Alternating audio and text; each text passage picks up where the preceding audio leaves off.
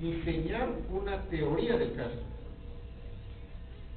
Y evidentemente, cuando el abogado diseña una teoría del caso, esta teoría del caso tiene diversos elementos. Pero partamos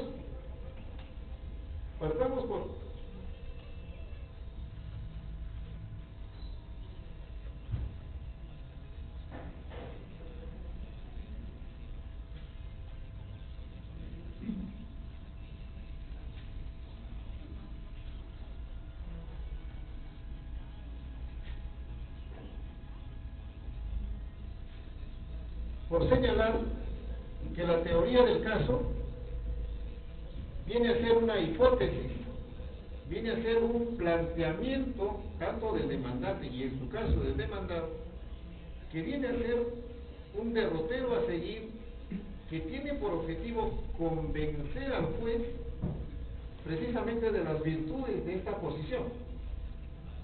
Es decir, la teoría del caso es una hipótesis que tiene que elaborar el abogado, ya sea del demandante y del demandado, hipótesis que tiene tres elementos: un elemento fáctico, los hechos; un elemento probatorio, las pruebas que se va a ofrecer; y el elemento jurídico, es decir, el encuadramiento de esos hechos en la normativa laboral, es decir, el respaldo jurídico de los hechos que se exponen en la teoría del caso.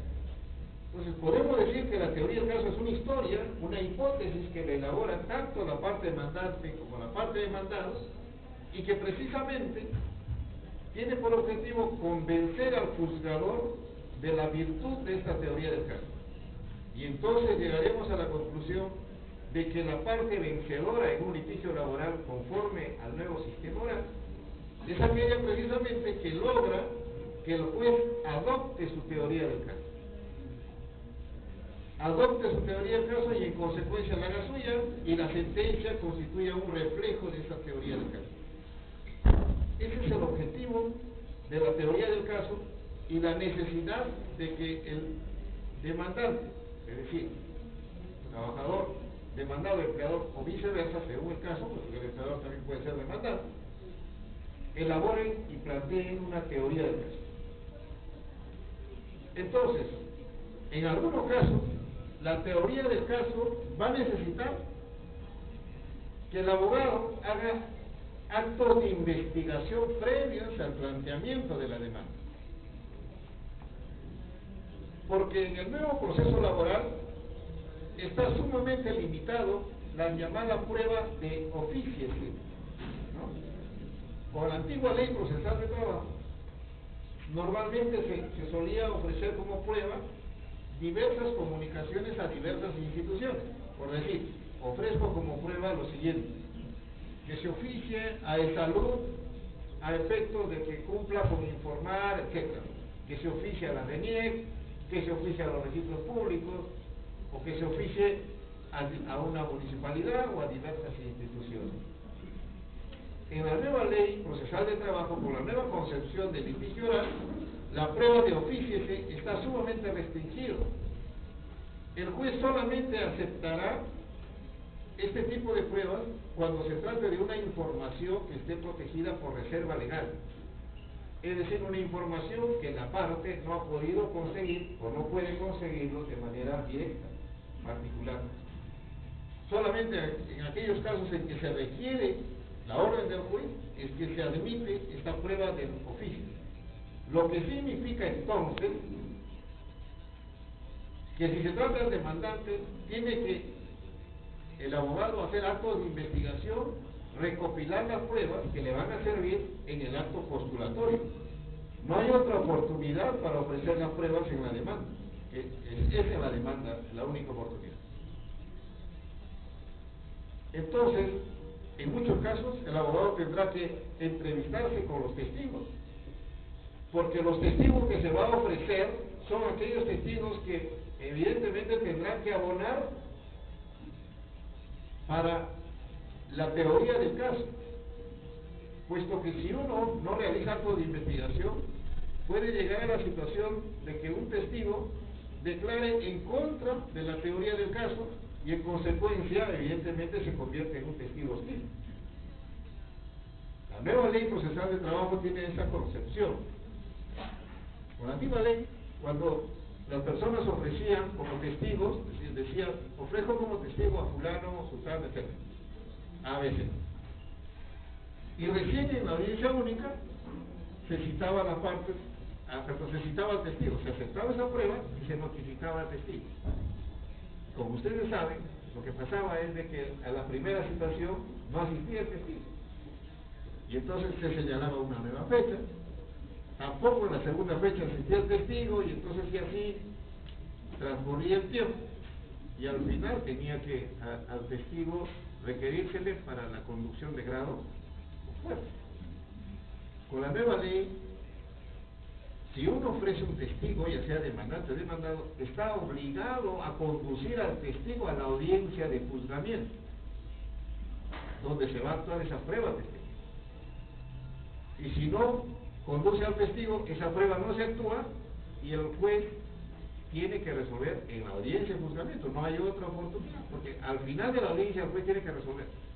No se puede esperar más, porque esa es la lógica del sistema. Igualmente, si el demandante ofrece una pericia o el demandado ofrece una pericia y considera que el perito tiene que sustentar esa pericia en la audiencia de juzgamiento, tiene que conducir al perito a la audiencia de juzgamiento o al testigo, según el caso. Y si no lo lleva, esa prueba no se actúa y el juez resuelve de todas maneras al final de la audiencia de juzgamiento. Entonces, es necesario entender la dinámica de lo que significa el nuevo litigio oral en materia laboral. Por decir, cuando se reclama utilidades, con la antigua ley, y ustedes saben que para determinar las utilidades, el documento fundamental es la declaración del impuesto a la renta del empleador, ¿no? Porque las utilidades de los trabajadores se obtienen en función a las utilidades que obtiene el empleador durante todo el año. Entonces, con la antigua ley, cuando se reclamaba utilidades, normalmente se ofrecía como prueba que el empleador cumpla con exhibir la declaración del impuesto a la renta, o que la SUNAT remita la copia de las declaraciones de impuesto a la renta del trabajo. Y entonces eso se convertía en un trámite adicional que ciertamente prolongaba el desarrollo del proceso. En la actualidad no sucede eso, porque en la actualidad la nueva ley procesal de trabajo consagra lo que se denomina la teoría de la carga probatoria dinámica. ¿Qué significa, en breves palabras, la teoría de la carga probatoria dinámica? Que quien está obligado a probar es aquel que está en mejores condiciones de hacerlo. Entonces, si el trabajador reclama utilidades, ¿quién está en mejores condiciones de presentar la declaración del impuesto a la renta? El empleador, porque precisamente es el que efectúa la liquidación o la declaración de impuesto a la renta anual. Entonces, todo eso se ha cambiado. Todo lo que significa la distribución de la carga de la prueba se ha cambiado. Y entonces, ahora, el juez, al momento de recibir la demanda, tiene que evaluar que precisamente se haya ofrecido las pruebas que correspondan. Reitero, ya no es como antes, en que se ofrecían las pruebas y se solicitaba que el juez oficie, y mientras se oficiaba y retornaba el cargo o no contestaban, se reiteraba el oficio, teníamos mucho tiempo que transcurría para la resolución de un caso en concreto. Por eso es que te decía que ya no es la misma actitud que debe tener el abogado cuando enfrenta a un proceso laboral, es decir, a la posibilidad de iniciar un proceso laboral frente a una consulta del justiciado. Y entonces, a esto se añade que la demanda laboral debe tener un conjunto de parámetros, un conjunto de condiciones, precisamente para que el juez desde el inicio se haga una idea cabal de lo que precisamente está reclamando el demandante. Y a esto, este conjunto de parámetros, este conjunto de recomendaciones, se ha denominado precisamente la demanda inteligente o la respuesta inteligente. El profesor Javier Fernández Sierra, que es un profesor y juez de la sala laboral del Tribunal de Justicia de Cundinamarca en Colombia, denomina demanda inteligente precisamente a este conjunto de recomendaciones o parámetros que se plantean al momento de elaborar una demanda laboral. Pero la otra cara de la moneda, si nosotros podemos hablar de demanda inteligente, la otra cara de la moneda es la llamada calificación finalista de la demanda.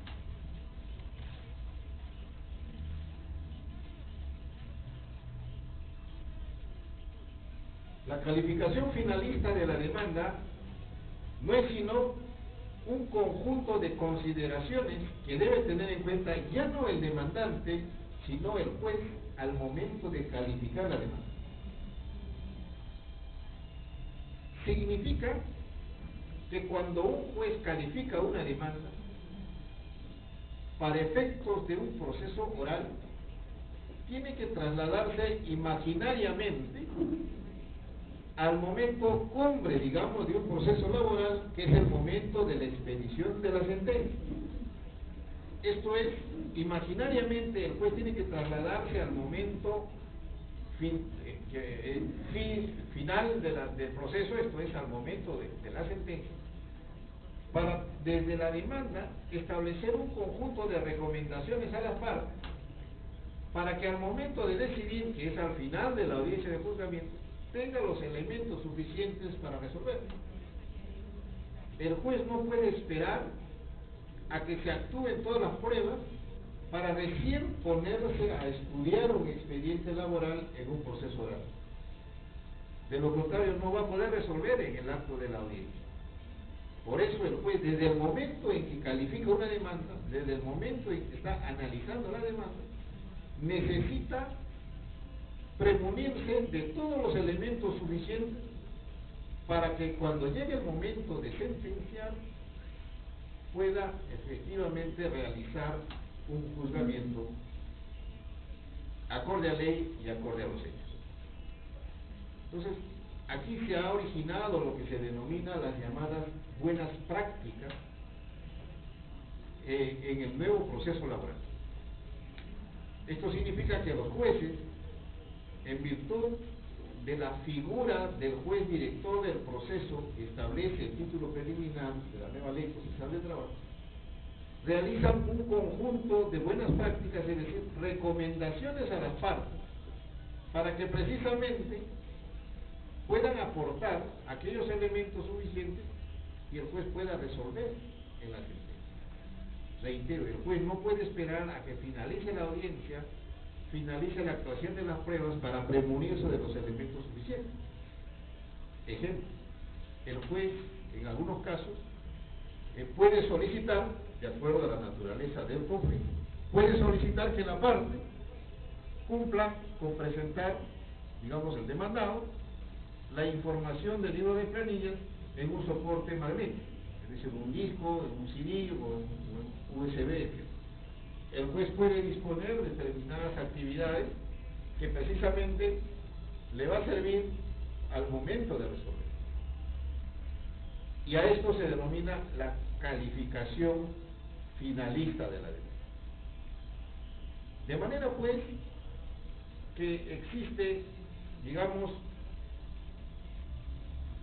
la demanda inteligente y la calificación finalista de la demanda.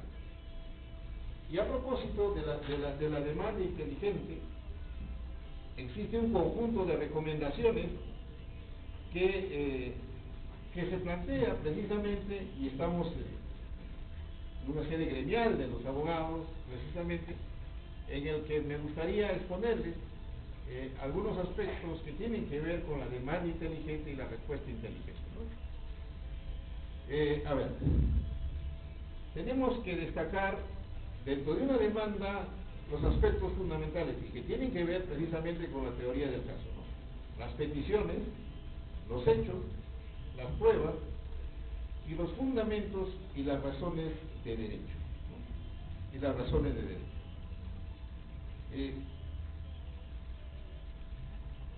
El artículo 16 de la nueva Ley Procesal de Trabajo nos dice lo siguiente, ¿no? La demanda se presenta por escrito y debe contener los requisitos y anexos establecidos en la norma procesal con las siguientes precisiones. Es decir, todos los requisitos del Código Procesal Civil 424 y 425 se aplican exactamente a la demanda laboral, pero con las siguientes precisiones. En primer lugar nos dice, debe incluirse cuando corresponda la indicación del monto total del petitorio, así como el monto de cada uno de los extremos que integren la demanda. Y ustedes saben que en muchos casos, en muchos procesos laborales, lo que se reclama son beneficios sociales. Entonces, mucho se discute, este es el texto de la ley. Del texto de la ley que está en el inciso A, podemos concluir de que es necesario efectuar una liquidación de beneficios sociales. Si ustedes revisan la ley se hace referencia a que debe señalarse el monto total del petitorio y el monto de cada uno de los extremos que integren la demanda. En principio, la ley no exige que se efectúe una liquidación de beneficios sociales. Pero en algunos casos, sí es necesario que se haga una liquidación de beneficios sociales. Por decir, si el trabajador reclama CTS, es necesario que en la demanda se especifique cuál ha sido el camino que ha seguido el abogado al momento de evaluar, al momento de efectuar la demanda, para llegar a un monto. Porque no es suficiente con decir que el CTS es 50.000 soles, etc. Entonces, es necesario en esos casos que se efectúe una liquidación de beneficios sociales. Y ahora es más sencillo, ahora no es complicado.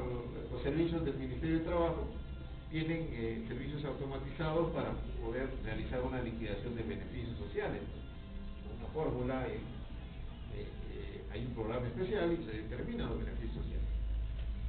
Entonces, la pregunta es, ¿y quién determina en qué caso se exige o no una liquidación de beneficios sociales? El juez, en cada caso, como director del proceso, tiene esa potestad de exigir una liquidación y en otros casos no. ¿En qué caso no se necesitaría una liquidación? Si se reclama utilidades. Si el trabajador reclama las utilidades son un monto determinado, pero para obtener las utilidades, ¿qué se toma en cuenta?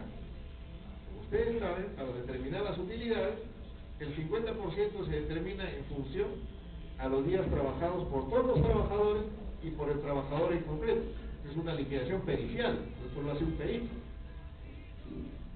Y el otro 50% de las utilidades se determina en función a todas las remuneraciones percibidas por todos los trabajadores y también por el trabajador en concreto. Es una liquidación compleja, ciertamente. Entonces el trabajador no puede saber los datos correspondientes para liquidar esas utilidades. Entonces, en esos casos, no se le puede exigir al trabajador determinar los beneficios sociales o liquidar los beneficios sociales, en este caso las utilidades.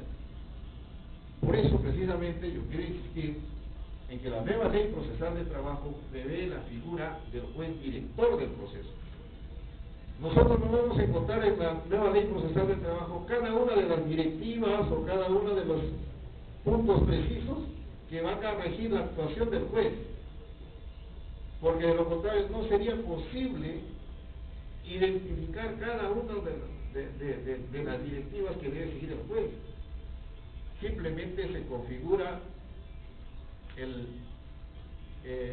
lo que se denomina juez director del proceso y en consecuencia el juez tiene esa potestad de determinar, ciertamente respetando los derechos fundamentales, derecho de defensa, la interdicción de la arbitrariedad. Garantizando ello, el juez puede adoptar determinadas exigencias dentro del proceso. Entonces, no podemos establecer cada una de las prescripciones. Por decir, se dice en la nueva Ley Procesal de Trabajo no tiene una etapa de saneamiento y en consecuencia hay un defecto en la nueva ley procesal. Es cierto, no existe una etapa precisa de saneamiento, pero eso no significa que el juez no pueda sanear, y el juez puede sanear permanentemente. Puede sanear desde la calificación de la demanda hasta la sentencia. Y por ahí, ustedes saben, con la nueva ley procesal del trabajo, las excepciones se resuelven en la sentencia. Pero si el juez, en la audiencia de conciliación, observa que el demandado ha deducido una excepción de prescripción o una excepción de caducidad, que digamos es como 1 más 1, 2, es decir, que sí o sí la acción está prescrita o el derecho ha caducado, o existe una excepción de cosa juzgada, en ese momento el juez detiene el proceso y hace un juzgamiento anticipado. No es necesario esperar hasta la sentencia para poder resolver una excepción, precisamente porque el proceso laboral es un proceso flexible. Se le otorga al juez una serie de facultades, respetando el derecho de las partes, para poder adecuar el proceso y resolver, precisamente con el objeto de alcanzar la solución del conflicto de manera célere y de manera eficaz. En ese sentido, precisamente por allí va este primer requisito, ¿no? El inciso B, o este párrafo de la ley, dice: no debe incluirse ningún pliego dirigido a la contraparte. Eso se entiende porque estamos en un proceso oral, ¿no? Antiguamente a la demanda o a la contestación se acompañaba un pliego de preguntas. No sé si recuerdan, algunos de ustedes son muy jóvenes, en el proceso anterior se exigía que presenten un pliego en sobre cerrado. Entonces las preguntas eran: diga cómo es cierto, etc., ¿no? Y era, digamos, un proceso pues lento, complicado. Ahora no es necesario presentar pliego alguno porque el interrogatorio es libre.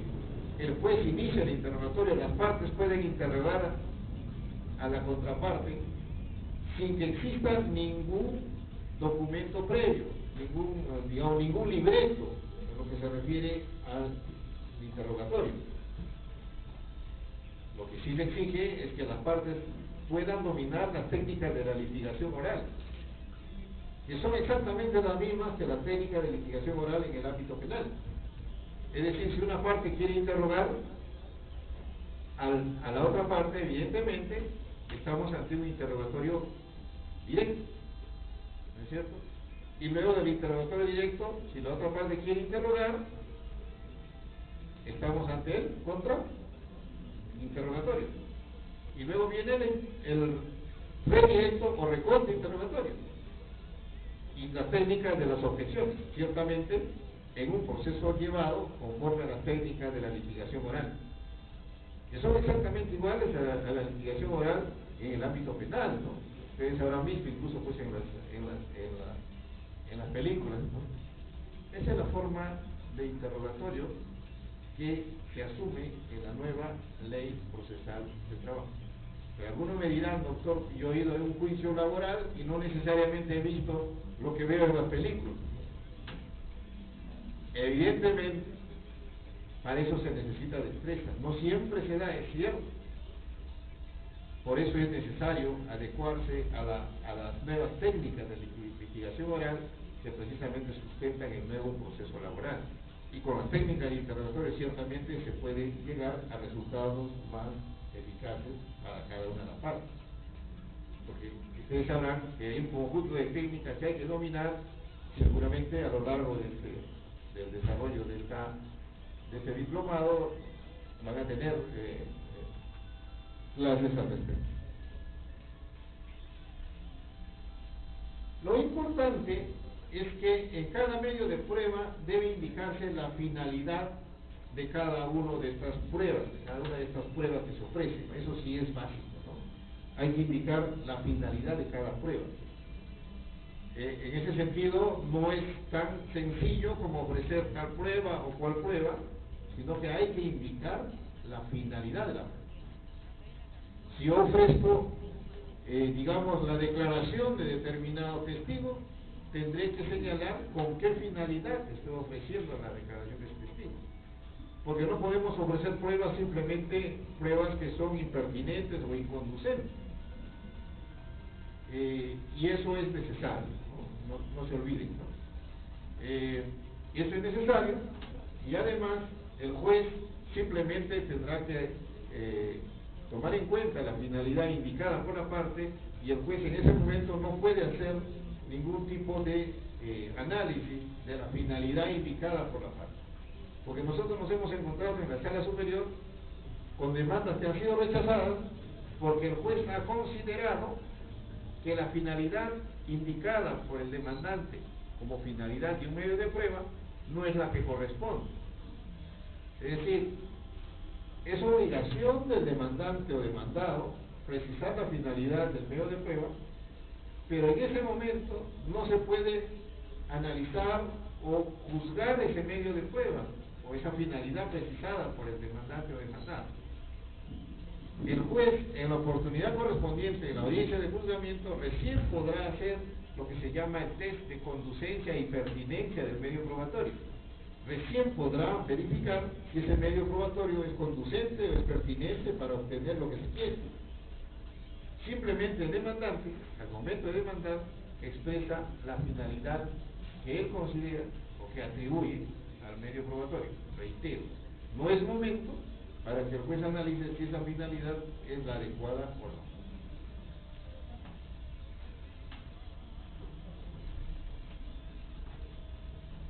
Pues el gran cambio que tiene la nueva ley procesal del trabajo, y esta es una novedad a diferencia de otro tipo de procesos, es que por primera vez se permite, y este es nuestro sistema legal, que el demandante puede incluir de modo expreso su pretensión de reconocimiento de los honorarios que se pagan con ocasión del proceso. Es decir, el demandante puede incluir en la demanda una pretensión que se refiera al reconocimiento de los honorarios del abogado. Incluir de manera expresa, y el juez en la sentencia se va a pronunciar de manera expresa sobre esta pretensión, e incluso puede ser materia de apelación para que el superior pueda variar o no estos honorarios reconocidos en la sentencia. Fíjense lo importante que es esto. Pero sobre esto se han generado muchas preguntas.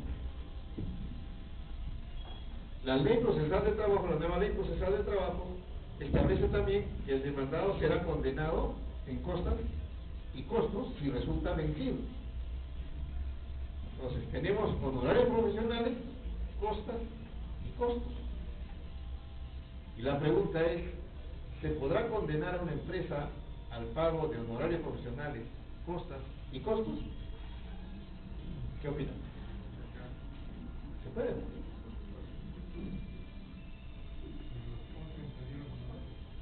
Muy bien. El Código Procesal Civil dice que forman parte de los costos los honorarios del abogado, ¿no es cierto? Miren, yo he tenido una sentencia, la primera vez que resolví en la sala superior, ¿no? Una demanda con la nueva ley, siempre hay una primera vez, una demanda de reposición, y que el juez de primera instancia había reconocido, había declarado fundada la demanda de 5 trabajadores, de reposición de 5 trabajadores, y además había reconocido honorarios por 12.000 negosoles. Y nosotros en la sala, al momento de resolver en segunda instancia, en la sala superior, en la cuarta sala laboral, resolvimos confirmar la sentencia, porque correspondía, y además condenamos al demandado en costas y costos, y además se reconoció los honorarios en el mismo monto, 12.000 negosos.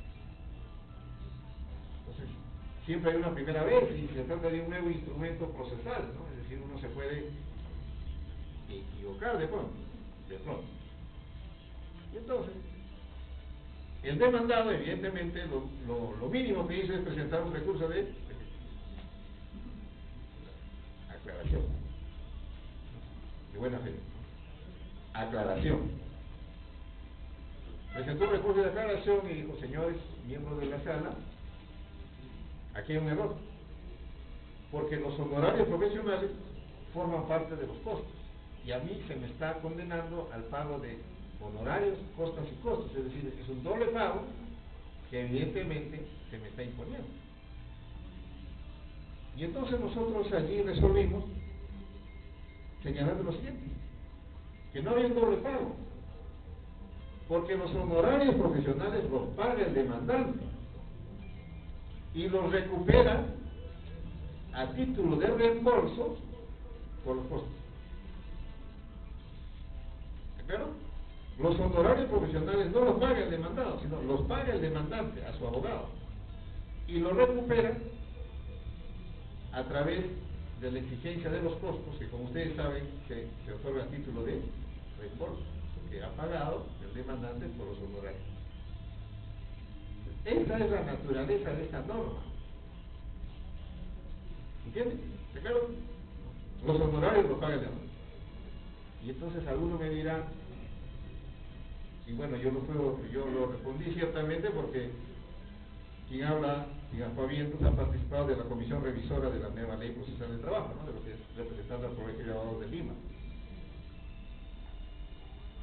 Y ustedes se preguntarán, ¿no? Así como se preguntan nuestros antiguos, ¿y cuál es la gracia de que se establezca que se puedan reconocer honorarios profesionales si al final lo va a pagar el demandante? ¿No es cierto? En términos coloquiales dirían eso, ¿no? ¿Cuál es el objetivo de la ley? Que el demandante pida honorarios profesionales cuando al final es el que va a pagar, ¿no? Esa es la pregunta que ustedes se están haciendo seguramente. No, la finalidad es la siguiente. Quienes tienen alguna experiencia en los procesos laborales, bueno, quien habla tiene alguna experiencia, porque yo ingresé al Poder Judicial hace 31 años como técnico judicial del fuero privativo, si quiera decir técnico, secretario, relator y todas las escalas de la carrera judicial. Y siempre en materia laboral se litiga a cuota litis. Es decir, el abogado del demandante normalmente pacta cuota litis, es decir, un porcentaje de lo que va a obtener al momento de la sentencia, ¿no es cierto? Normalmente pasa eso porque el trabajador casi siempre no tiene pues posibilidades de afrontar o pagar el abogado. Entonces el abogado hace un pacto de cuota litis y al final, con la sentencia, cuando se paga, ¿no?, el voto ordinario de la sentencia, un porcentaje es para los honorarios del abogado. Incluso se firma un contrato, que es legal. ¿Y qué pasa también? Muchas veces, cuando se gana el juicio, ¿qué pasa?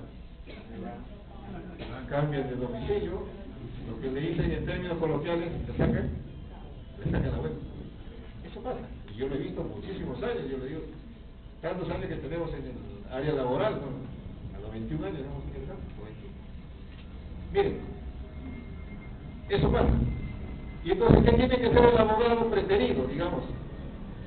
Tiene que hacer un juicio de cobro de honorarios profesionales, si todavía llega a alcanzar algo. ¿Entiendes? Y entonces, ¿esto qué origina? Que el Poder Judicial incremente su carga procesal. Y es un tema también que afecta al abogado y a la profesión de abogado. Entonces, con esta norma, el juez ya determina cuáles son los honorarios profesionales. Y el abogado tiene un título, que es la sentencia, que lo puede ejecutar, incluso en el mismo proceso. ¿De acuerdo? Entonces, ese es el objetivo de esto. Ese es el objetivo de esta norma, ¿no? No solamente, bueno, defender al abogado, sino además evitar la sobrecarga procesal. Entonces ya no va a haber juicio de cobro de honorarios profesionales. ¿Verdad? Pero la norma solo tiene esta expresión, es decir, y alrededor de eso que se ha generado mucho debate, ¿no? Es decir, ¿cuáles son los criterios que tiene el juez para fijar los honorarios profesionales? La respuesta es exactamente los mismos criterios que se tienen para fijar el monto de los costos. Es decir, duración del proceso, lo que se ha obtenido en términos económicos, la complejidad del proceso, las instancias en que se han ventilado, etcétera, etcétera. Entonces, exactamente igual. ¿Y otra pregunta? ¿Se puede fijar honorarios profesionales a más de un abogado? Sí, perfectamente posible, si es que durante el decurso del proceso ha intervenido abogados sucesivamente, porque pueden cambiar de abogados, eso forma parte de la libertad de contratar, igualmente. Y la otra pregunta más difícil es, ¿se toma en cuenta el contrato adjuntado por el abogado? ¿O es necesario que se adjunte un contrato de cuota litis, un contrato de honorarios profesionales, puede ser cuota litis o puede ser monto fijo, es necesario adjuntar? La respuesta es no es necesario, porque al final el juez, conforme a ley, tiene la facultad de fijar los honorarios profesionales en función a los parámetros existentes. Yo me he encontrado con un caso en que adjuntaron un contrato de cuota litis que era equivalente al 50% de lo que percibía el trabajador, así, escrito. Entonces, en la propia audiencia le pregunté al abogado, ¿no? Si usted estaba exigiendo eso exactamente, ¿no? Él me dijo, bueno, al final el órgano jurisdiccional determinará la salida adecuada, ¿no? Entonces, el órgano jurisdiccional es el que determina al final, ¿no? Y eso pues puede ser materia de apelación, ¿no? Puede ser materia de impugnación. ¿Ya? Y la pregunta final, ¿los honorarios son exactamente iguales a los costos? O mejor dicho, cuando se reembolsan los costos, ¿serán exactamente iguales a los honorarios? No necesariamente, ¿no? Porque ¿qué pasa? Como sucede en todas las latitudes donde se ha aplicado la nueva ley procesal del trabajo, nosotros tenemos un proceso laboral oral, que es rápido, entendiendo dentro de la carga procesal que existe, pero tenemos un proceso rápido, ¿no? Antes duraba un proceso laboral 5 o 6 años, ¿no? Y ahora tiene una menor duración, ¿no? Incluso en Lima, donde hay más carga procesal y los procesos demoran más, ¿no? Y entonces tenemos un proceso oral rápido, pero esa es la etapa de cognición. La ejecución no es oral. Y muchas veces la ejecución se prolonga más que la etapa de cognición. Eso pasa en Chile, pasa en Colombia, donde tienen reformas procesales más antes que nosotros. Entonces, hay ese tema. Muchas veces la ejecución puede ser cruenta, puede ser más complicada. Y entonces puede generar trabajo por parte del abogado, ¿no? Y entonces allí los costos van a ser mayores, simplemente porque los honorarios se fijan hasta el momento de la emisión de la sentencia. Entonces, esa es la naturaleza de esta norma que se ha establecido por primera vez en la nueva ley procesal de trabajo y que ciertamente constituye una norma novedosa.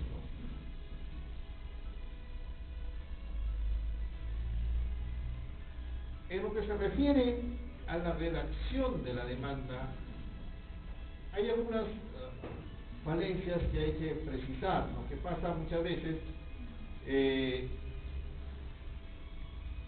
si bien es cierto, la nueva ley se remite al Código Procesal, el Código Procesal nos dice, artículo 424, inciso 5, el petitorio comprende la determinación clara y concreta de lo que se pide. Entonces, ¿qué se observa y qué se debe evitar a propósito, pues, precisamente de la demanda inteligente? En muchos casos hay una demanda genérica o imprecisa, eso hay que evitar. En un proceso oral no se puede decir, señor, demando todos los beneficios sociales que me correspondan por ley. Ciertamente esa no es una forma correcta de plantear una demanda. Hay que precisar las peticiones de manera expresa. Si es beneficios sociales, solicito pago de GPS, vacaciones, gratificaciones, con la fundamentación correspondiente, ¿no?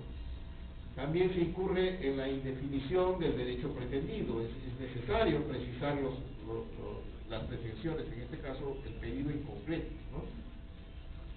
Y bueno, a veces se hace pues una deficiente enunciación, ¿no? Pues se mezclan los hechos, los argumentos y consideraciones subjetivas. En la demanda se tiene que ser claro y preciso. Se ve algunas demandas en el que se indica pues que mi empleador es una persona negativa, que tiene problemas con la ciudad, que tiene, eso no tiene mayor interés, ¿no es cierto?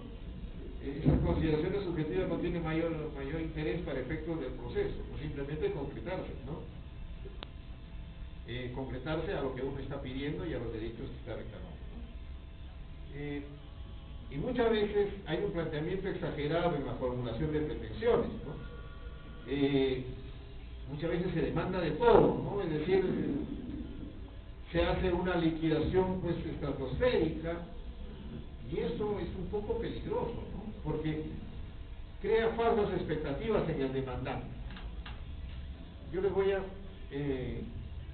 contar un caso que lo he visto y ciertamente me dejó un poco preocupado y hasta penado. Era el caso de un trabajador que reclamaba el pago de horas extras. Reclamaba a la empresa el pago de horas extras. Y bueno, el abogado le había hecho una liquidación de horas extras, no sé si me imagino que con buena fe, una liquidación de horas extras que era bastante abultada, ¿no? Tanto en las horas como en los montos. Y como saben, la nueva ley social de trabajo prevé una etapa de conciliación. Y entonces en la conciliación, y fíjense, en la conciliación, seguramente ya ustedes han tenido clases anteriores, el nuevo proceso es grabado en audio y video, ¿es cierto? Porque es un proceso oral. Pero la única etapa donde no se graba es la conciliación. ¿Por qué? Porque precisamente con el sistema anterior las partes no se animaban a plantear fórmulas conciliatorias, es decir, eran muy reticentes para plantear fórmulas conciliatorias porque se podía considerar que están aceptando, ¿no?, en cierta forma, la reclamación de la otra parte. Así, muchas veces el demandado quería ofrecer un monto económico, pero no se animaba a hacerlo porque podría interpretarse que ya está aceptando. Igual, los jueces tenían una actitud muy pasiva frente a en la conciliación, porque si planteaban una propuesta, la otra parte podría considerar que está adelantando juicio. ¿No? Si le dice al empleador que usted podría pagar un monto determinado, ya el empleador podría pensar subjetivamente de que ya está adelantando juicio y que ya le va a apoyar, le va a amparar la demanda. Y precisamente con ese objetivo es que no se graba la etapa de conciliación. No se registra en la conciliación en el nuevo proceso. Como dirían en términos coloquiales, que lo que se dijo en la conciliación queda en la conciliación.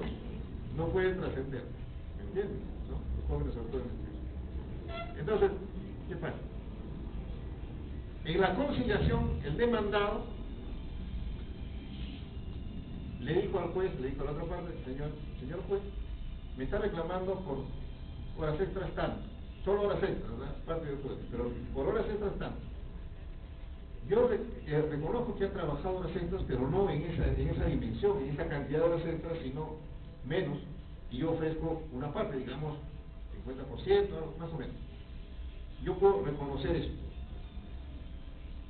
Y entonces el trabajador consultó con su abogado, y como el abogado le había hecho una liquidación bastante abultada, dijo, no, yo no acepto, yo quiero por mis horas extras lo que está en mi demanda. No hay conciliación, continúa el proceso. Ustedes saben que las horas extras tienen que ser probadas por el trabajador. Las labores en horas extras tienen que ser acreditadas. Y en la primera instancia, infundada el extremo de las horas extras. O sea, cero. Apeló, igualmente la segunda instancia ratificó la sentencia primera instancia. Entonces, cero. ¿Se acuerdan?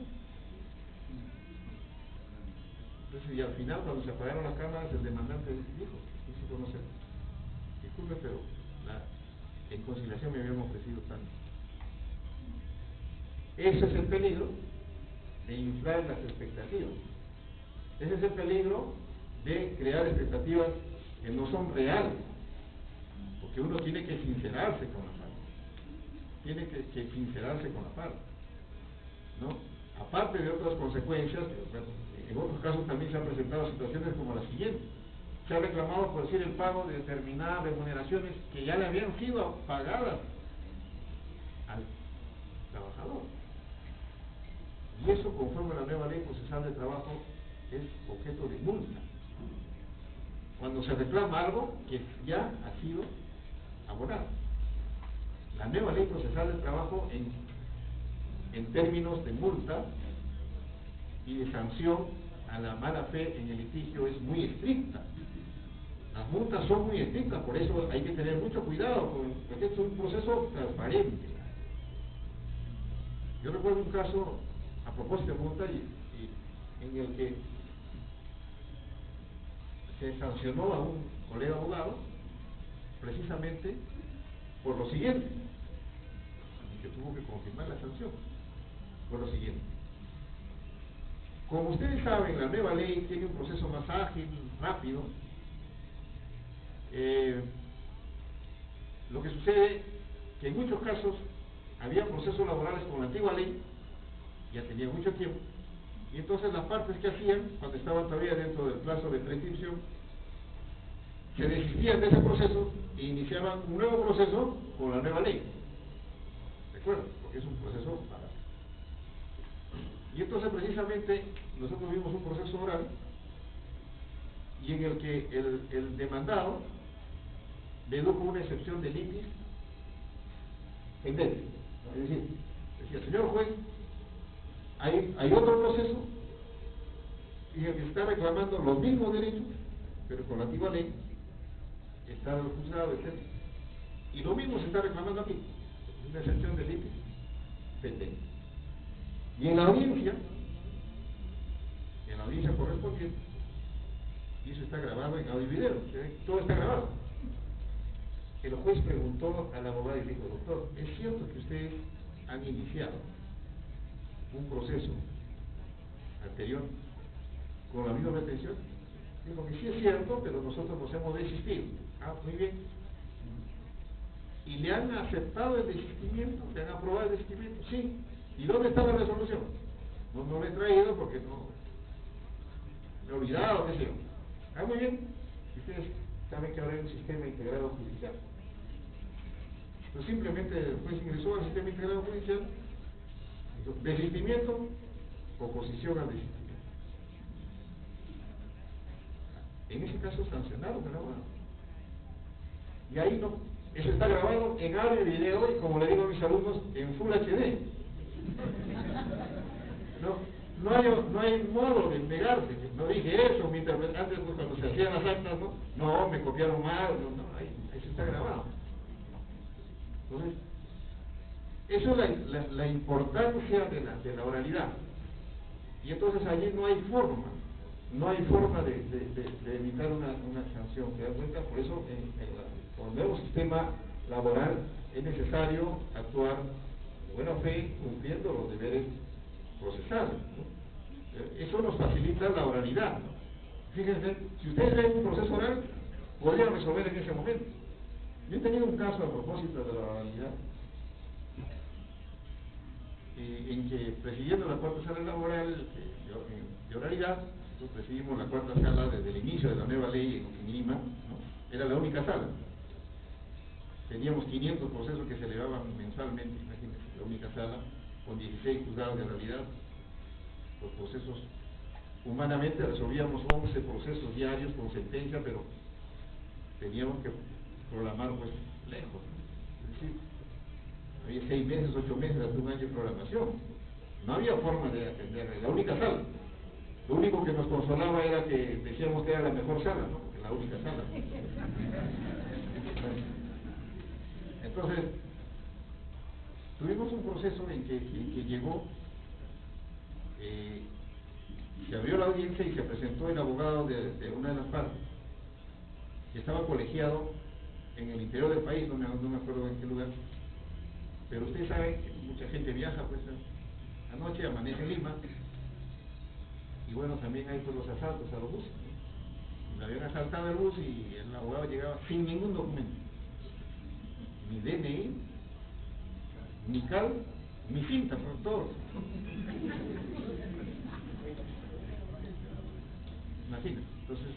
Se abrió la audiencia, se llamó a la parte,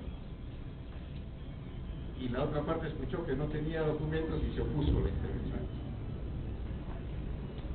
Entonces, pero le dijimos, bueno, lo podemos identificar por la ficha de NIE. Y la otra parte decía, no sabemos ni siquiera si es abogado o no es abogado. ¿Cómo se...? Bueno, en Lima es fácil, en el Callao también uno ingresa a la página web y puede encontrar, pues, ¿no?, si está hábil, ¿no?, de acuerdo con que se está actualizado. Pero en el interior del país hay colegios de abogados que uno ingresa a la página web y está la directiva de hace 10 años, no sé, porque no está actualizado. Pasa eso. Y justamente no encontramos allí esa información. ¿Qué hacemos? ¿Interviene o no interviene? Proceso oral. No tenía DNI. Bueno, en la ficha de DNI sí se lo ubicó. Entonces, es que el nuevo proceso laboral, la parte se opuso. El nuevo proceso laboral otorga al juez, como director del proceso, atribuciones respetando el derecho de defensa de la parte. Y de eso se trataba justamente. ¿Cómo vamos a privar el derecho de defensa de una parte? Y el abogado venía de provincia para defender a su patrocinio. Entonces, y la otra parte dice, nosotros no sabemos si es abogado o no. Señor, esto se está grabando en audio y video y en Full HD. ¿Entienden? Full HD es un añadido. ¿Qué significa eso?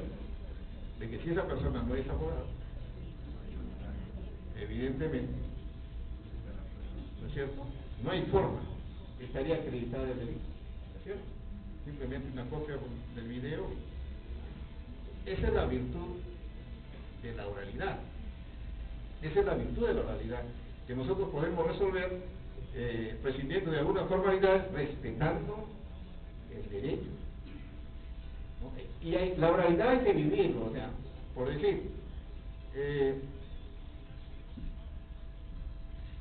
ustedes saben que con el nuevo proceso oral, cuando culmina la audiencia, antes pues uno decía, estoy esperando la copia de mi acta de audiencia, ¿no? Ahora no es así. Simplemente, ahora se entrega un disco o un dispositivo y entonces le graban la audiencia que está grabado en audio